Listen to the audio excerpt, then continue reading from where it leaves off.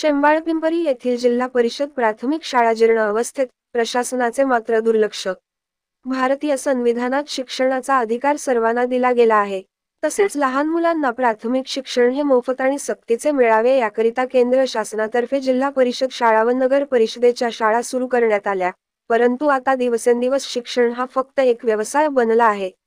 अनेक बलाढ्य श्रीमंत असणारे नागरिक स्वतःच्या खाजगी शाळा सुरू करून लाखो रुपये फीस घेत आहे। आणि दुसरीकडे मात्र नगर परिषद व जिल्हा परिषद यांच्या शाळांची अवस्था ही अत्यंत जीर्ण होत चालली आहे। अशीच काहीशी अवस्था पुसद तालुक्यातील शेंबाळपिंपरी येथील जिल्हा परिषद प्राथमिक शाळेची झाली आहे। या शाळेमध्ये इयत्ता 1ली ते 4थी पर्यंत विद्यार्थी शिक्षण घेत आहेत, परंतु सदर शाळा ही पूर्ण जीर्ण अवस्थेत झाली असून सदर शाळा ही कधीही कोसळू शकते। सदर शाळेची एखादी भिंत कोसळल्यास किंवा कोणतीही दुर्घटना घडल्यास एखाद्या विद्यार्थ्याला इजा होऊ शकते किंवा मोठी जीवितहानी सुद्धा होऊ शकते। तसेच शाळेवरील टिनपत्रे सुद्धा जुनी झाली आहे। सदर शाळेमध्ये लहान मुलांना स्वच्छ पिण्याच्या पाण्याची व्यवस्था, शौचालय, बाथरूमची सुविधा नाही।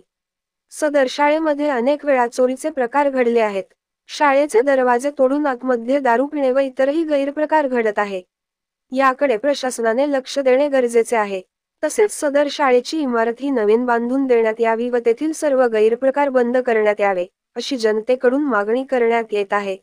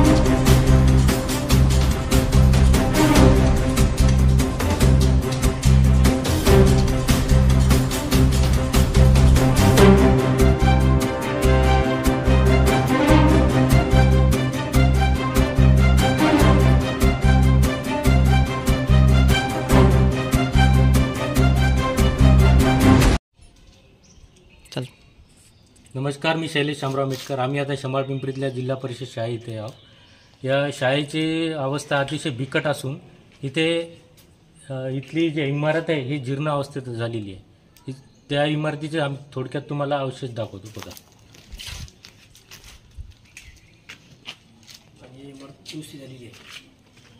आणि काल रात्री येथील शाळेच्या इमारतीचा एक दरवाजा फोडण्यात आलेला आहे आणि दरवाजा फोडून मधामध्ये अवैध प्रकार चालू आहेत असं नागरिकांचं येथील म्हणणं आहे। तर आपण येथील शाळेच्या जे सभापती आहेत त्यांना आपण काय प्रश्न विचारणार आहोत।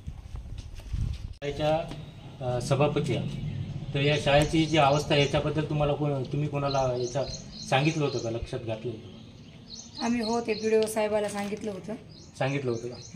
साहेबाचं काय म्हणणं आलं याच्यावर? साहेबाचं म्हणू लागले आधी 2-3 अर्ज असे दिले वाटते, त्याच्यावर कोणी ऍक्शन घ्यायला तयारच नाही। तर मग आता पावसाळ्याची दिवस आहेत, पुन्हा इमारत कोसळू शकते, लहान लहान विद्यार्थी आहेत, ती काय वेळ सांगून येत नाही। तर त्याच्यासाठी आम्ही अर्ज काही अगोदर दिले होते, तरी पण कोणी लक्ष देत नाही, लक्ष टाकायला तयार। आता काही दिवसामध्ये शाळा चालू होणार आहे। तिथे या शाळेमध्ये गरिबांची मुलं येऊन शिकतात। आता ही अशी अवस्था, तर या शाळेला आता डागडुगीची गरज आहे। ही डागडुग कधीपर्यंत करण्यात येईल? तरी हे लवकरात लवकर करण्यात येईल अशी आमची आशा आहे। अच्छा, तुम्ही गावातील प्रथम नागरिक जे ग्रामसेवक यांना ही गोष्ट सांगितलेली आहे? सगळ्यांनाच, मग तेवढं दुर्लक्षच करायला कोणी।